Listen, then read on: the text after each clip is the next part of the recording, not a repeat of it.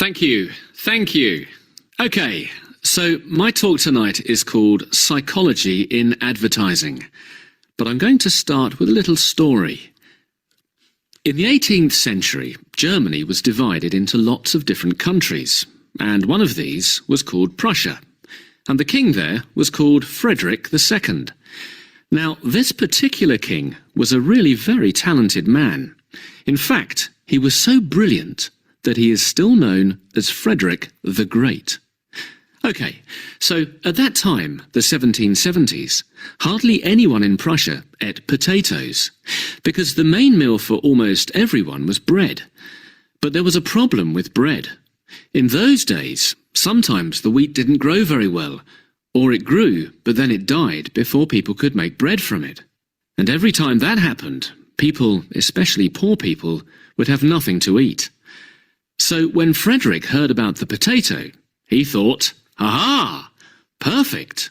If the people can grow these potatoes as well as bread, then no one will ever be hungry again." Frederick was so satisfied with this idea that he immediately ordered everyone in the country to start growing potatoes. But to his surprise, they refused. They simply would not touch these potatoes. The people of Kolberg sent Frederick a letter, telling him that potatoes were so disgusting that even their animals couldn't eat them. Now, Frederick was a very intelligent man, and although there were no psychologists in 1774, he certainly had a talent for understanding the psychology of his people. So he soon came up with a very interesting plan. First, he planted potatoes in a big field, which he called the Royal Potato Garden. Next, because it was not just any potato garden, but the Royal Potato Garden, he sent soldiers to guard it. As soon as people saw the garden and the soldiers, they started asking each other, what could be in that field that is worth so much? And of course, as soon as they found out that the field was full of potatoes, they all wanted some. It was not long afterwards that people started going to the field at night to steal potatoes.